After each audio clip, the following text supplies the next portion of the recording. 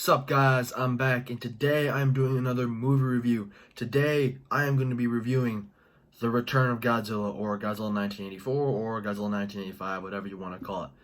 But yeah, I am really excited to do this review for you guys. This is one of my personal favorite Godzilla movies. I cannot wait, so let's not waste any more time. Let's get right into this review.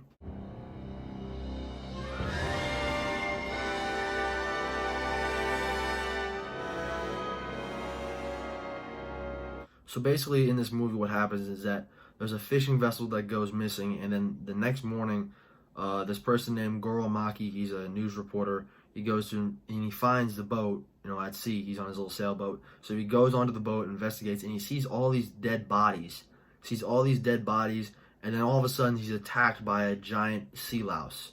And as he's being attacked, there's a survivor on the boat named Hiroshi Okumura, and he's the only survivor on the boat, and he's able to kill the sea louse.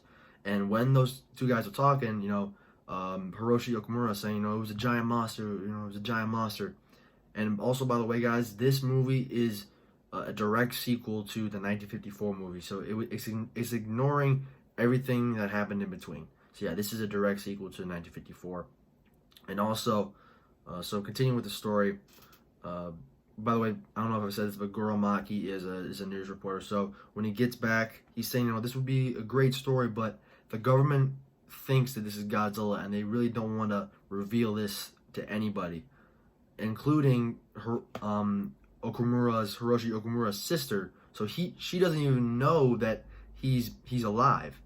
So once Goro Maki actually tells her, she goes and he finds out, and everyone's thinking, well, actually, the next thing that happens is that there's a Soviet submarine, a nuclear submarine that's attacked, and it goes down. And, the Soviets think that, it was the Americans and they're ready for battle. But it was actually Godzilla. And there's actually, they're able to take photos, and they conclude that it is Godzilla that destroyed the sub. So that news gets out, and of course, Tokyo is now in panic. And Goro Maki and Hiroshi Okumura and Naoko Okumura, who is Hiroshi's sister, they go and meet with this scientist named Makoto Hayashida. That's his name. And that night, Godzilla actually comes ashore for the first time. And the Godzilla suit from this movie, guys, awesome. It is my personal favorite Godzilla suit. You guys already know that. But oh my gosh, guys, the suit in this movie is amazing. And here's a little trivia. They did not only just use a suit actor, a guy in a rubber suit. They also had a 30-foot animatronic also to be in some of the scenes, which is really, really cool. So yeah, Godzilla attacks that night, and he goes after a power plant. He goes after a nuclear power plant, and he basically takes the reactor and just sucks all the energy out of it. But then he walks away, he goes back to sea. And the scientist, he's wondering, why did Godzilla just disappear so quickly? But he came to the conclusion that, it's simple, he had enough to eat. But Hiroshi Okumura shows pictures of a flock of birds, and Godzilla was following them when he was leaving. So Godzilla is attracted to the sounds of birds. So yeah, there's that. And next thing what happens is that the Prime Minister of Japan and representatives from the United States and representatives from the Soviet Union go have a meeting, and they discuss the Americans and the Soviet Union want to use nuclear weapons against Godzilla, but the Japanese are strictly against that. They definitely do not want that to happen.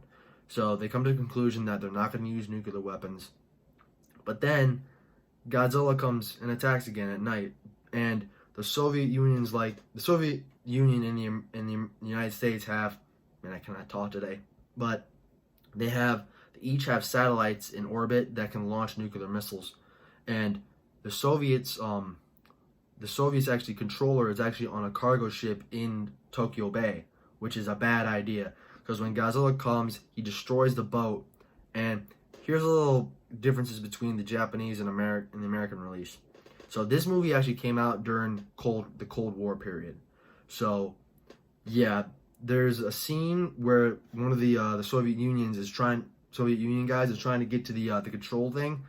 In the Japanese version, he said, "I have to make sure it doesn't go off." But in the American version, he's saying that I have to go press the button and make sure to release the missile. So yeah, that you can tell this was definitely made during the Cold War.